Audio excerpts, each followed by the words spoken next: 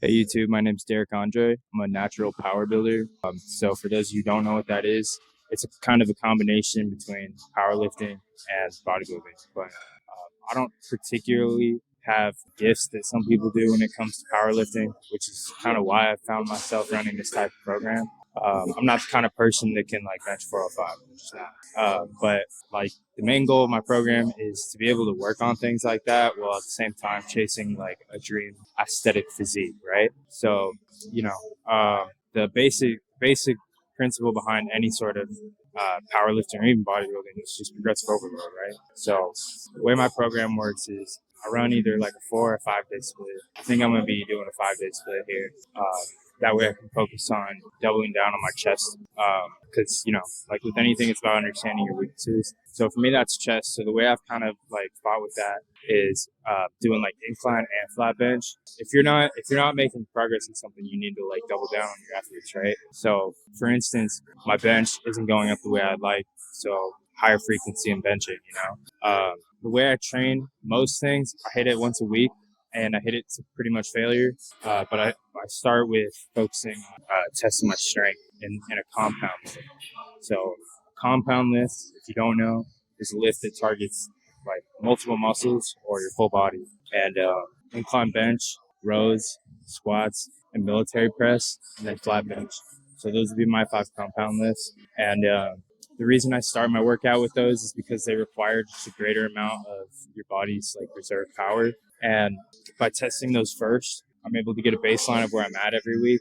And instead of just like coming in and just like maxing out, instead of just maxing out like a 1 rep max, I go for 7 for 2 sets every time.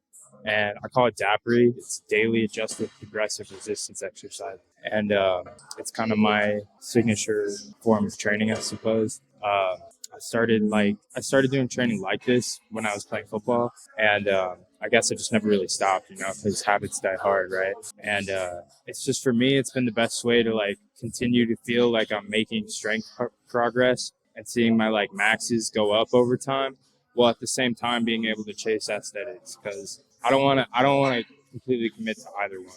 I don't want to be 400 pounds and able to pull a bunch of mass. Like mass moves mass, that's true, but I would rather, at the same time, still chase a physique, and that's kind of why I've fallen into this routine. And I guess if you're interested in learning how the program works, you just kind of see what I'm doing, and by understanding what I'm doing, everyone has their own limits and strengths and weaknesses and whatnot. So hopefully, we'll be able to help someone out there figure out what they're doing right and what they're doing wrong. So one thing I want to address, and this is more for my sake than anyone else's, is that I need to be on top of my warm-ups because over the past, like that's really what's hurt me most of all. And I guess this is kind of in reference to what I'm about to say, is that I have a wrist injury and an elbow injury. And on top of that, I'm just a poverty bencher in general. So I'm kind of tapped out at anywhere from 185 to like 200 something, in the close to 225. Like I could probably hit a few reps of 225 on flat bench, but just with the state I'm in, it's like even that I'm really not trying to do too often. And again, that's kind of the concept behind the program here, is that it's supposed to be low injury. In fact, my injuries weren't even weightlifting related; they were from outside the gym. So if you stick to something that's like in your 7 to 8 rep range, you're really reducing the risk of injury like greatly, in my opinion.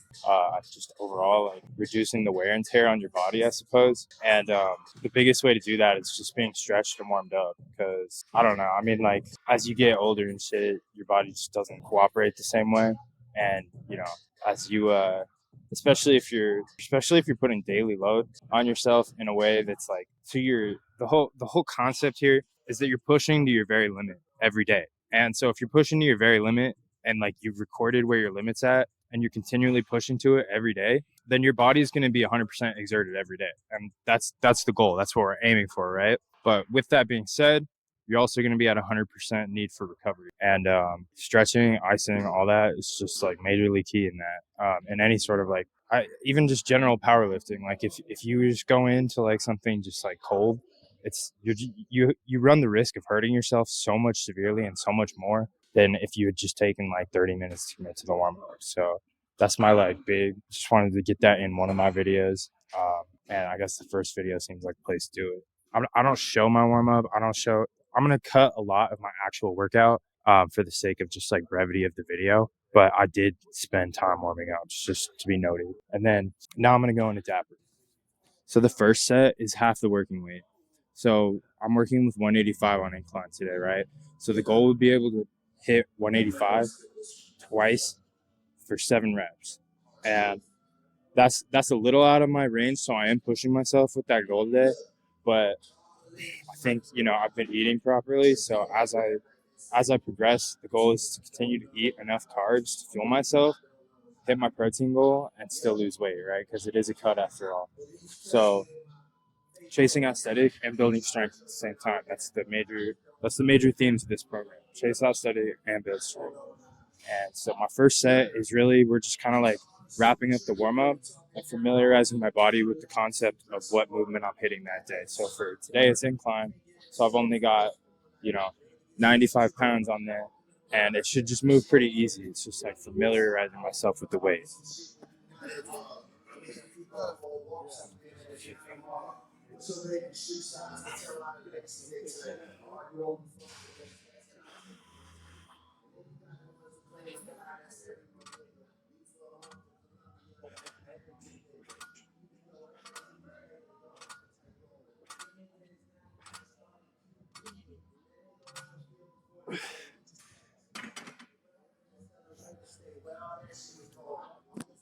So like I said, just basic warm-up set. All my Dappers are going to follow the same pattern. It's half the working weight for 10 reps, 75% for 6 reps, and then it's working weight. And ideally, like I said, 7 for each of those, right? Second set of incline, I've got 135 on there. I kind of estimate sometimes. I try to go lighter. If it comes down to like 137.5, right? I'll go lighter. I'll just do like 135. Because again, the principle of these first 2 sets are they're not working sets. They're just warm up. And it's just about building into those like power lift sets, right? So I'm gonna try and hit 6 of these.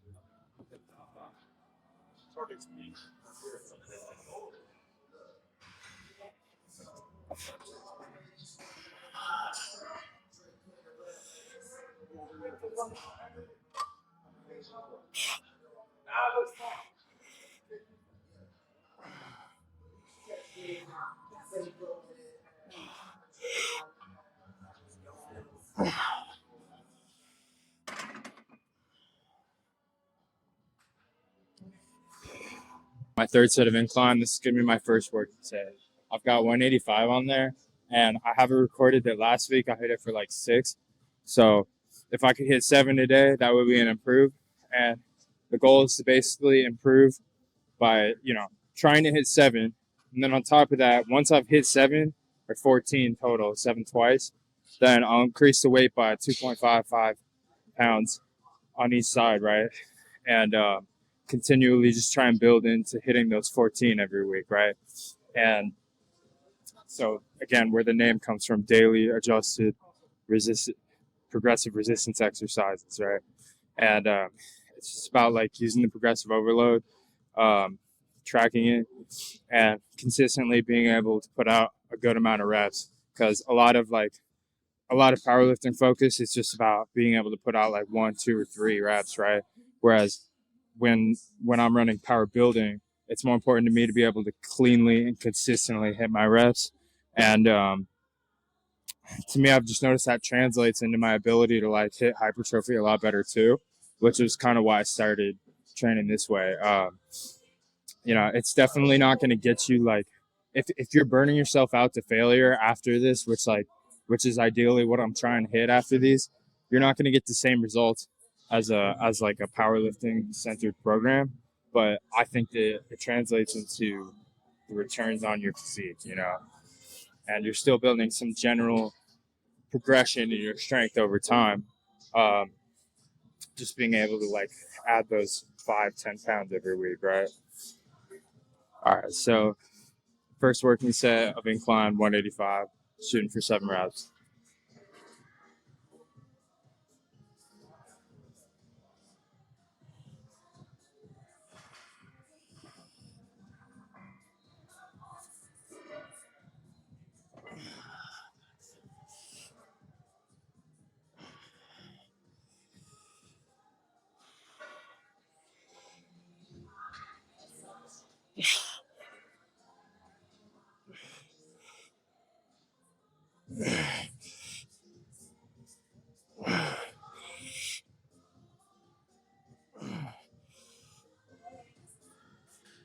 Those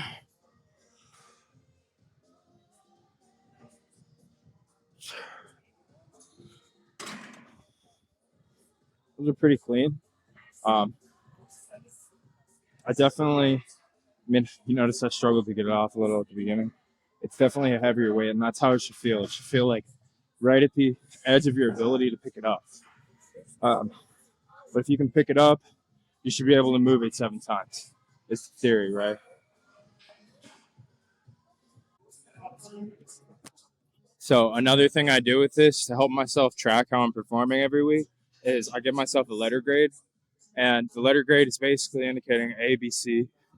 I don't really go lower than that, but A, B, C. A means that they were perfect, they were aced. B means that I got through the set to the point of like 6 or 7 reps, but that could have been cleaner, and I probably had to cheat to get the 6 or 7 reps, right? But I still completed the series, so I'll give myself the B. But if I give myself a C, that's probably because I only hit like 4 or 5. And most of the time when that happens, it's because I wasn't honest with myself about how I performed last week and how I felt versus last week.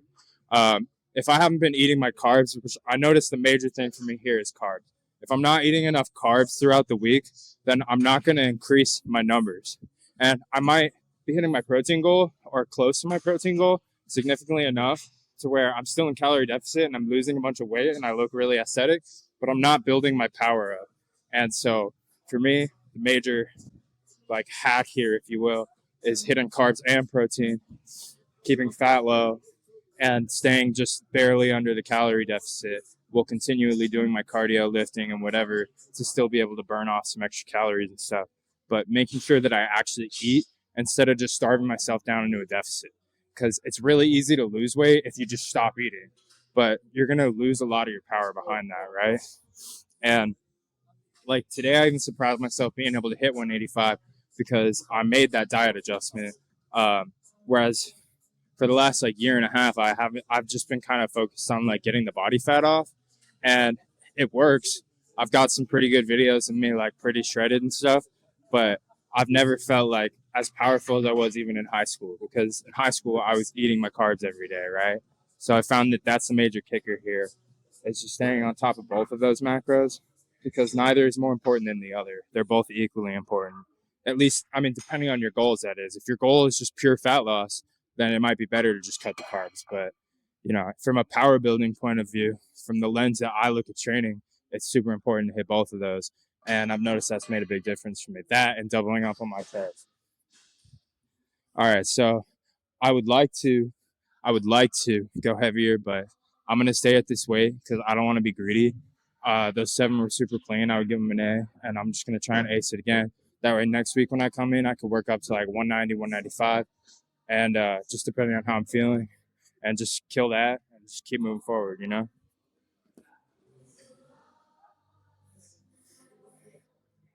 Another big thing I've realized here too is you want to like rest the bar in your palm as opposed to on your fingers, and that's just going to give you a lot more like base and structure in the lift.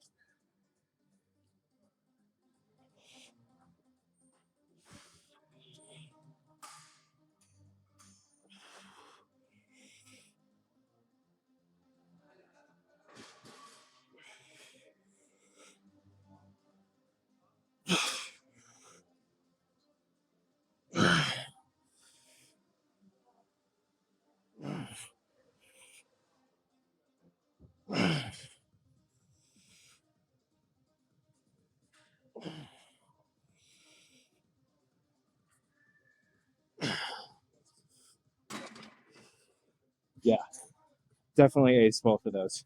Those were those were lightweight, which, like I said, the wrist has not been A1. So, like, I noticed with my squats too, it's like it ends up being my ankles and my knees that impact my ability to lift how much I can more than my quads, right? So, like, you can have all the muscle in the world, but if your joints aren't secure, you're not going to be able to move serious mass. So, healing on my elbow, eating carbs and whatever, that's all just made like a world of difference for me. And yeah, so stick along and hopefully I'll be able to like move up some serious weight here. Uh, I'm like at 200 pounds body weight ish, 205 right now. I kind of like where I'm at, but I would like to be like more like 190, kind of dip down into like, 5, 6, 7% body fat would be the ideal goal here. And then probably start bulking up. And I'm trying not to get too sloppy with my bulk because the mistake I made last time was that I just used it to justify eating a bunch of shit. And I just lost like all my body fat gains um, pretty quickly. And, it feels nice when you just refeed and you're able to just like start lifting like 20, 30 pounds more on a lift. But it's like you did all that work to cut off the body fat. And that was another way that I totally shot myself in the foot. So just trying to like learn from the past here, and pretty proud of that first incline set. And 185 is not a bad place to start for me. So yeah, at this point I'm kind of transfer over into like more hypertrophy work, which is a little harder to film because I'm not just like in one spot. So I'll try and film like what I can when I switch into hypertrophy, but there's a lot of people in here and I don't necessarily want to like get everyone in the frame. So I'll do my best. So one exercise that I definitely should have abused earlier, basically, was flies. For a long time, I was not doing flies because I just felt like I didn't like the strain that they would put on my chest, and I just didn't want to rip anything. I guess was the major concern, right? Because you see like those traumatizing videos, the guys on like the preacher curls, and they go like here, and their whole bicep just like slides out. I was always like terrified that that would just happen to my pec, and I'd just go and like rip my pec, right? Um, but since I started doing them, kind of like face that fear a little bit. It's just about like not going that heavy, and I think if you have a good machine, like we have a couple fly machines here. There's obviously like the one where it's flat back, which I use that one too. But this one, I think anything incline, it hits your upper chest a little better. And most people's upper chest is lacking more than like the center of their chest or the lower chest. Um, so another reason like that adding incline in your program is really good. Um, but yeah, it's just your chest is actually like if you've ever seen Joe Statics recipes, he had he had this super defined chest where you could see that every little tendon was running like uh, parallel to each other, right? And so your chest is comprised of these like these striated tendons, and by doing flies, we're like actually kind of lengthening them, which like the same with like a preacher curl. If you're doing it in a controlled manner, you're lengthening, stretching, and expanding it in a way that normally just pumping it wouldn't achieve, right? So since I've added these, I've definitely seen some major improvement, and I think they're like super important for anyone's workout. But again, it's just about like controlling the volume.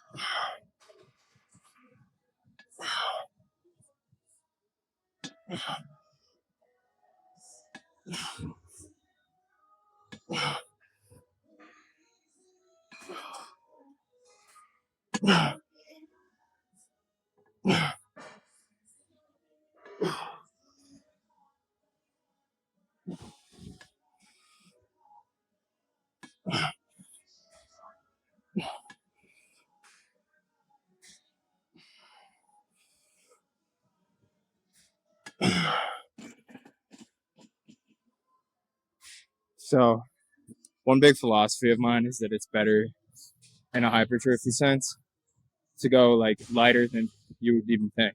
Like if you can you can rep out, like for example, if you could rep out like 45s on this, I almost think it's better to just use the 25s. Because it's not that I can't rep out 45s on something like this. It's just when you focus on contraction over your ego, then you're going to get better hypertrophy results. And in my opinion, that's kind of why I like to do more of the strength lifting out of the way first, is because you can still get that. If you have really impressive strength numbers, you can still consistently work on them every day. And more than impressing anyone else, impress yourself, right? But once you get into this side of the workout, for me, it's about really achieving a pump and contraction, right? And a lot of people neglect that because they just think that, oh, I can move this weight, so I'm going to. But like I've seen even some like enhanced lifters saying, oh, well, I used to be able to rep out like 350. And then once I just dropped down to like hitting 225 consistently over and over and over, then I started to really grow a chest. And it's like, yeah, because just because you can move some monstrous amount of weight doesn't mean that your chest is fully constricting to the point of full range of motion, right? And so a lot of times it's just kind of like, in a bodybuilding sense, about leaving that ego at the door, or at least leaving it in the first half of the workout. It's kind of the way I've set it up, because it's like building into that burst of power and going for your maxes is always nice, and it's a good way to test yourself and see where you're at. But it's not going to get you the same results continually over time as if you were pushing yourself to failure over and over and over. And not everyone believes in training to failure, but not everyone has to. So, I mean, just consider what works best for you, and consider what you've seen work best for other people. All right, so I prefer to use dumbbells when it comes to flat bench, but like given the way that the gym's laid out, I'm just gonna use the barbell for this. But I'm just throwing this clip in to reinforce the point that I'm trying to make about how, like, when you watch my Dapper clips, there are certain tempo, certain energy, and it's clear that I'm trying to like achieve a point of failure or as close to it as possible without failing, right? Whereas when I hit my hypertrophy reps, it's much more about slowing the tempo down, controlling the form, and focusing on contraction, right? And that's like why I'm going to throw this in, is to just show, like, when I switch over to flat bench, I mean, I prefer to use dumbbells because I think, just like I was explaining on the flies, the way that your chest is laid out, I think that the dumbbells just help you get a better stretch. And so I'm definitely going to hit some of those, but they're going to be harder to record. So for the sake of the video, I'm just going to show like a tempo of what I'd rather do after that. Ooh.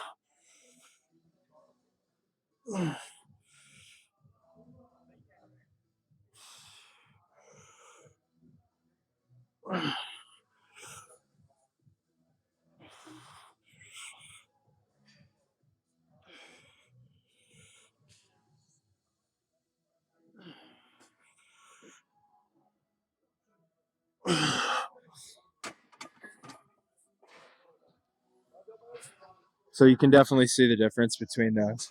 And one major thing I would mention too is something that took me way too long to learn. Is that if you're going for more of a tricep focus, you might be able to move more weight too if you tuck your elbows in. And so, like on Dapper, like when I flat bench on Friday, I'll probably be more inclined to have my arms like tucked a little more with a bit of a closer grip. Whereas when I'm training for hypertrophy, I kind of uh, tilt the angle up to like 90, and that's going to give you a better stretch on the chest, but it's also going to limit the amount of weight that you can move. Um, and obviously, if you have a more dominant chest than your triceps and back, then you might even be able to move more weight with flared elbows. But like me, for example, I'm back dominant. So when I'm here, I can push a lot more weight out. Like as a football player, like I would always keep hands in and fired like that. Because when you come out here, you're as good as done. Like at that point, you lose most of your power, most of your energy, and you can't output nearly as much weight. Like if you don't believe me, just try like going like this and then try going like that. It's two completely different levels of force, right? And so you can bench either of those ways basically depending on your goal. But I believe that if you're going for muscle growth, it's better to come out here, flare the elbows, and focus on stretching the chest, just like the same concept behind stretching a fly. So at this point in the workout, I started hitting burnouts, and that's also when I majorly like most of my accessory work, whether it's tricep, biceps, then I burn them out like I'll superset very frequently. So just kind of like for the sake of brevity, right? So today I did a pretty good amount of chest for the video. So I think that's kind of like where I'm gonna cap the workout portion of this. And then I'm gonna do a physique check here in a minute. I'm gonna end every video with a physique check just to be able to track my own progress, right? And the major goal here is to get into single digit body fat. I've got to get one of those body fat trackers. Like my numbers increasing, to me, that's like a positive side effect of dieting correctly. And I would love to see it. And that is the point of training, right?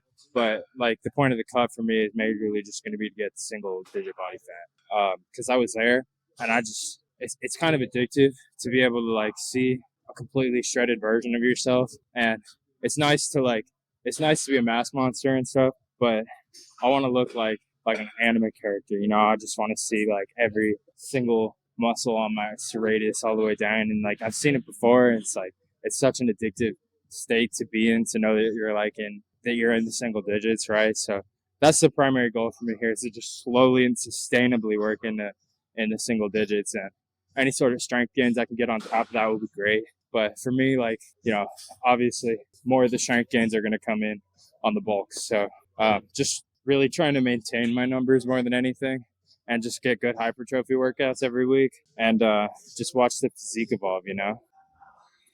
All right, I got a pretty nasty pump going on here. Definitely feeling substantially larger than I did a few months ago. I mean, there's definitely still a decent amount. I'd say I'm probably at like, let's get a look here. Let's see what's under the cover.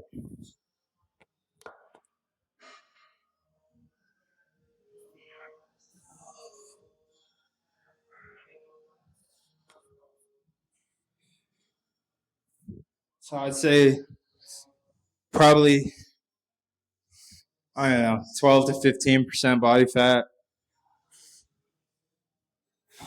Got a sick tricep pump going on. But yeah, I mean, definitely working on developing the chest. It's pretty underdeveloped, but it's starting to get some size and shape to it. And I mean, my arms are looking pretty big. I've just got to work on taking care of my elbow, because that's really going to hold me back from hitting some big lifts and stuff. But you know, I'm always chasing pumps and stuff, so that's probably how it happened in the first place.